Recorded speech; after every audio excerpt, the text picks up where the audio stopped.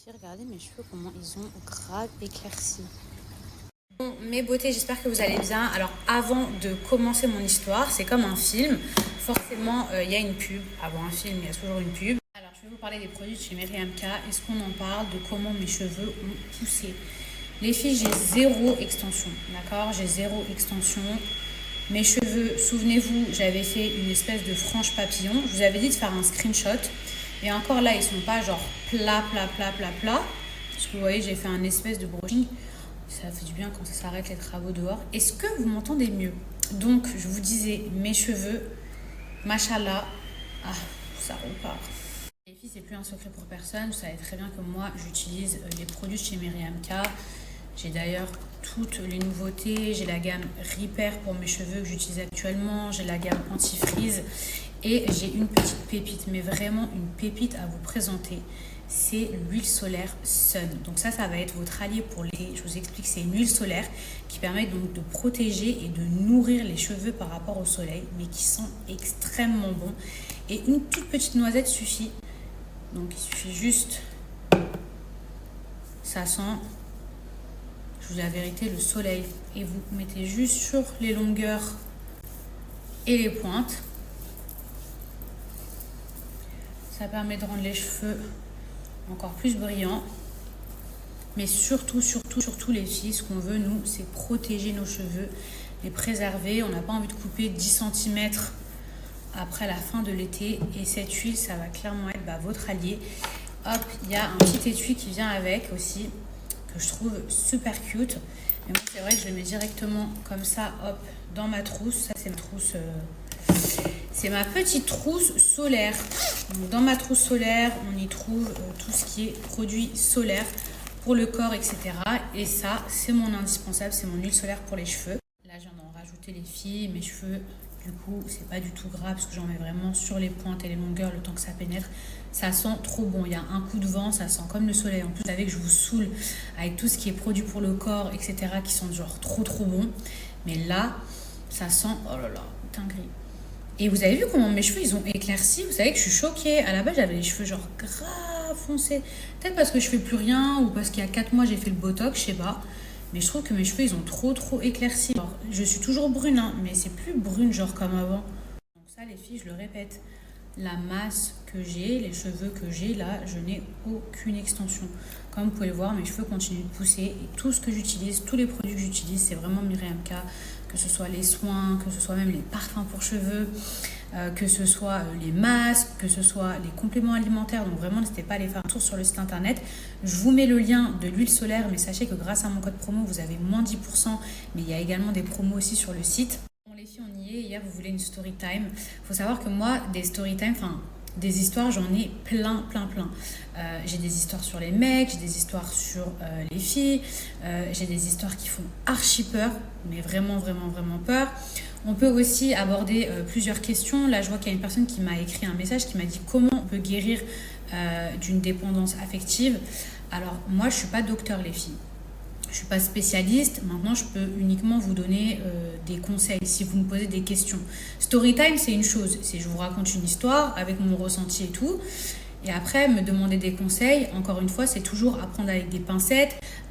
Faut savoir que voilà, il y a du cas par cas aussi. Chaque situation est différente, etc. Moi, je ne veux pas vous influencer en quoi que ce soit. Juste répondre comment moi, j'aurais fonctionné. Mais encore une fois, on n'est jamais à la place de la personne. C'est toujours plus facile de conseiller que de faire, parce que quand on est prise, surtout dans une spirale, dans une dépendance affective, amoureuse, et c'est plus facile de donner des conseils que de les appliquer. Ah oui, une dernière chose, dernière précision avant que je commence. Les filles, ça sert à rien d'essayer de savoir de qui je parle, ça sert à rien. Le mal-aimé, il y en a plein dans l'entourage de gens, parce que j'ai vu plein de réponses. Oui, tu parles de lui, ou tu parles de lui, ou tu parles de lui. Oh, moi, je connais un mec qui m'a fait ci.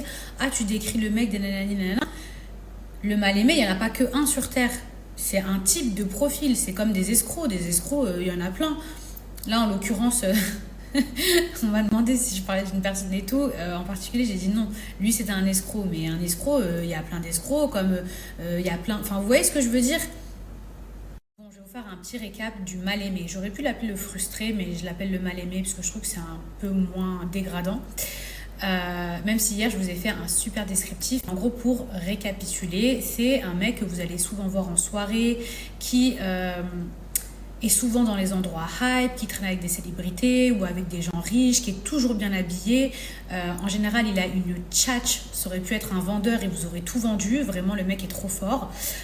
Mais il arrive souvent à avoir le genre de fille, c'est pas pour dénigrer les filles, hein, mais facilement impressionnable. C'est-à-dire qu'il est toujours entouré de jolies filles et c'est souvent pour ça qu'on l'invite. Mais aussi on l'invite parce que des fois ça peut être le petit du quartier avec qui on a grandi ou quelqu'un qui est sympathique, etc., etc. En tout cas, il a réussi à se faire sa place, pas par rapport à son argent, mais par rapport à sa personnalité. Donc il a une très bonne personnalité. Donc c'est souvent facile de tomber dans le panneau.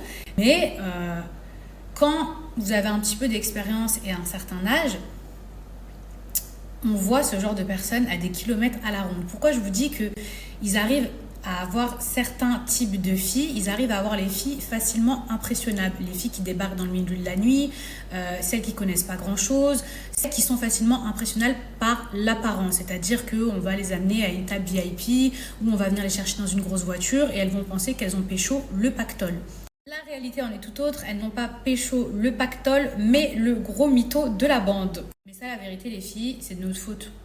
Parce que nous, souvent, on est facilement impressionnable par ce qu'on arrive à voir. Vous voyez ce que je veux dire? Donc, si on voit une belle voiture, si on voit un mec trop bien habillé, si on voit un mec qui va tout le temps à des bêtes de soirée, etc., on croit que genre le mec est en place, alors que ça veut rien dire. Ça veut rien dire. Plus le mec il a approuvé, moins il a. Je sais pas comment vous expliquer. Vous savez, c'est comme la fameuse légende, c'est ceux qui en parlent le plus qui en font le moins. Bah, c'est un petit peu le cas pour ce genre de situation. Bref, vous êtes bien installés. Je vais vous raconter l'histoire de ma copine qui a rencontré du coup le frustré, le mal aimé. Je vous raconte pas qu'une story time. Je vous mets aussi en garde sur plein de mecs comme ça. Parce que là, avec l'été qui arrive, là les filles, là tous les petits...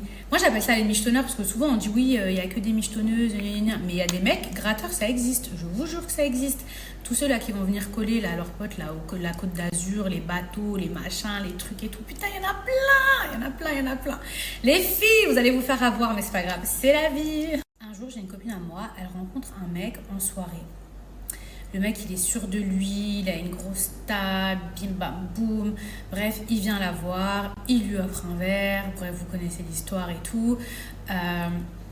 Il insiste pour la raccompagner chez elle. Il lui dit vas-y, je te dépose. Mais en fait, tout ça, c'est que de la manipulation psychologique. C'est-à-dire qu'il l'a abordé dans un joli cadre où en gros le mec est en place.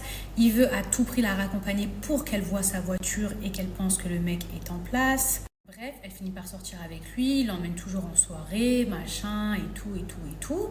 À chaque fois, il lui dit regarde la montre que j'ai achetée, regarde l'appart que j'ai acheté, regarde ceci, regarde cela. Mais la petite puce à l'oreille, c'est qu'il lui fait aucun cadeau. Alors, je suis pas en train de vous dire les filles que vous devez obtenir forcément un cadeau dès les premiers rendez-vous, mais un mec qui est là, qui se vante d'être parti toute la journée faire les boutiques, et qui vous prend même pas un petit truc, moi je trouve ça super déplacé. Vous pouvez dire ce que vous voulez de moi, j'en ai rien à faire, en tout cas moi je reçois des cadeaux, mais je supporte pas ce genre de mec. Toute la journée tu vas faire les boutiques, toute la journée et tu me prends même pas un petit truc. Déjà ça, donc le mec arrêtait pas de lui parler de ses projets, ouais, donc j'ai acheté ci, j'ai acheté ça, et blablabli, et blablabla. Et à chaque fois, souvent, il se voyait en fait au resto quand il y avait tous ses autres potes. C'est-à-dire que je crois que jamais il l'a invité, genre seul à seul, que lui et elle, ou c'est lui qui a dû payer. Et c'est jamais lui qui paye. Après, les filles, attention, il y a des mecs qui sont très forts. Quand je vous dis très forts, il y a des mecs à qui, parfois, leurs potes riches confient l'argent. Genre, ils vont faire croire, non, mais c'est pour le booking, machin et tout ça. Et donc, devant vous, ils vont être prêts à payer. Et vous allez croire que c'est lui qui paye, alors qu'en réalité, c'est l'argent de ses potes. Les filles, le mal-aimé peut aller loin. Mais là, on n'est pas dans cette histoire-là. On est dans l'histoire de ma copine, ok ? Ma copine, c'est une fille qui, voilà, elle est jolie et tout, mais c'est pas quelqu'un qui est trop sûr d'elle. Mais c'est quand même une petite frappe. Et lui, tout le temps à sa table, il y a des belles filles, il y a des filles en place et tout ça. Puis limite, bah, elle est un peu... C'est là où je vous dis la manipulation, elle rentre en jeu. Elle est un peu genre... Pardon. Elle est un peu genre insécure. Je sais pas comment on dit en français. Elle n'a pas confiance en elle, vous voyez, quand elle est entourée de si belles filles et tout ça. Mais lui, il sait très bien ce qu'il fait. Et du coup, souvent, elle se dit, mais pourquoi moi? Pourquoi il m'a choisi? Le mec est grave en place, il peut avoir toutes les filles qu'il veut et tout.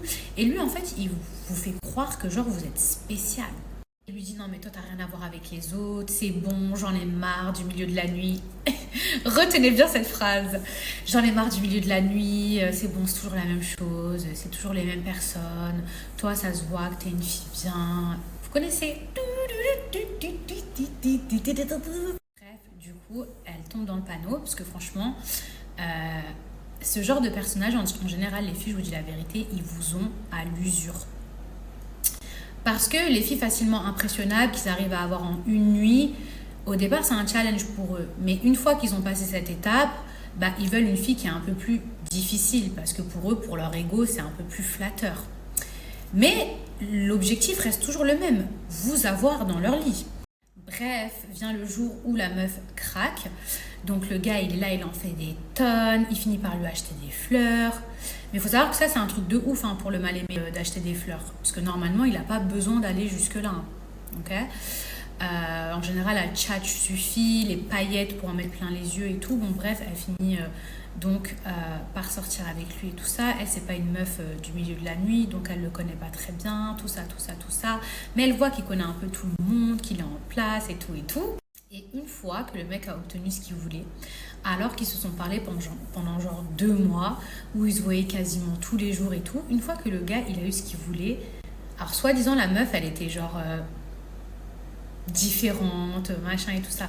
Et ça n'a rien à voir avec le fait de, je sais, on n'est plus des enfants, on va pas prendre des pincettes, s'il y a des enfants qui regardent, hop, ça n'a rien à voir avec le fait que, par exemple, sexuellement, ils n'aient pas collé ou quoi que ce soit et tout ça.